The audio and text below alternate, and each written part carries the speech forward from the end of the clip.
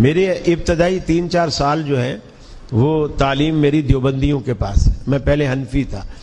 دیوبندیوں کے پاس ہمارا جو مدرسہ تھا وہ دیہات میں تھا. دیہات میں باورچی نہیں ہوتا تھا. اب کیا کرتے تھے, کچھ گھر والوں نے, جیسے ادھر ہے, ہر گھر والے نے استاد جی سے کہہ رکھا تھا کہ ہم روزانہ 2 بچوں کا کھانا دیں گے, صبح بھی دیں گے شام کو بھی دیں گے. کسی نے کہہ رکھا تھا ہم 1 بچے کا کھانا دیں گے, کسی نے ہم 3 بچے کا. تو استاد جی کھانے کے ٹائم پہ ہمیں بھیجتے تھے, ایک برتن ہوتا ساتھ, ہم وہ لے جاتے اس گھر میں جا کر, جو ایک طرف جتنے گھر پڑتے 1-2 طالب علم چلے جاتے, وہ کسی کے گھر میں کڑی پکی ہے اسی میں ڈال لیتا, ساگ پکا ہے اسی میں ڈال لیتا, گوشت پکا ہے اسی میں, آلو مٹر پکے اسی میں, گاجر کدو پکے وہ بھی, دنیا کی ہر حتیٰ کہ دال پکی ہے وہ بھی اسی میں, سارا بن جاتا. اب جب استاد جی کے پاس ہم آتے, ان کے پاس اور بڑا پتیلا ہوتا تھا, تو وہ چھوٹے پتیلے جہاں جہاں سے بھی آتے جاتے اس بڑے میں ڈالتے جاتے, پھر اس میں ایک چمچ چلاتے, ایک عجیب مرغوبہ سا ایک بن جاتا, لیکن کھانے میں بد ذائقہ نہیں ہوتا تھا. لیکن اگر کوئی ہم سے پوچھتا کہ بھائی آج آپ نے کیا کھایا ہے, تو ہم کسی کو بتا نہیں سکتے تھے کہ کیا کھایا ہے, کہ اس ڈش کا کوئی نام نہیں تھا.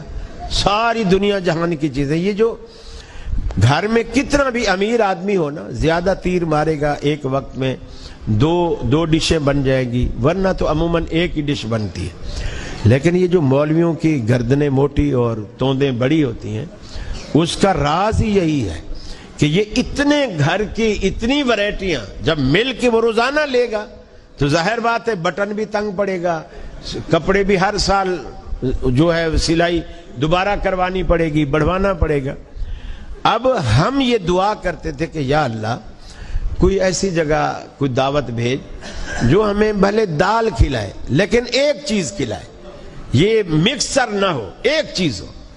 اور وہ دعوت جب ہمیں ملتی تھی جب کسی کے ہاں فوتگی ہوتی تھی. فوتگی ہوتی, وہ استاد جی کے پاس آتا, جی 15 طالب علم بھیج دو, درود شریف کا ختم ہے, ہماری نانی مر گئی ہے, اس کے ایصال ثواب کے لیے.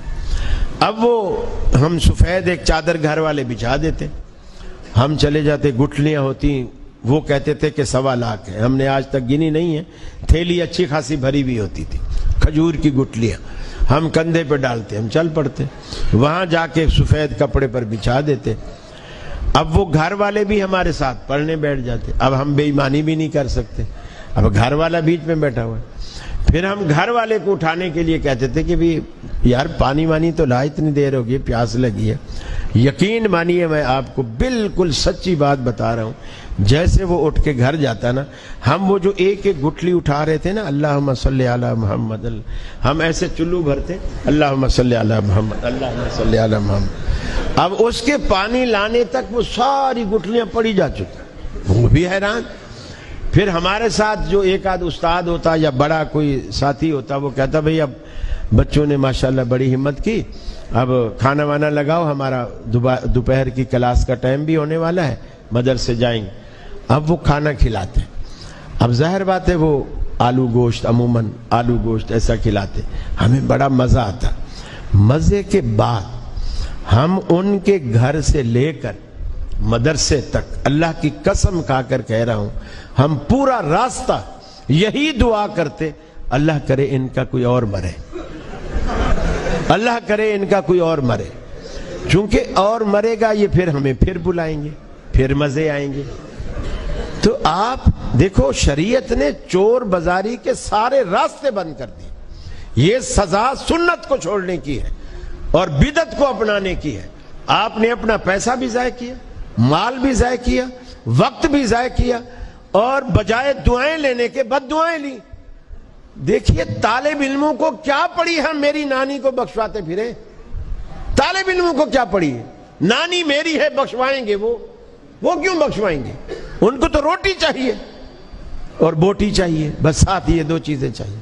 میرے بھائیوں, بچو ان خرافات سے, ان بدعات سے, ان چیزوں کو اختیار کرو جو رسول اکرم صلی اللہ علیہ وسلم سے ثابت ہے.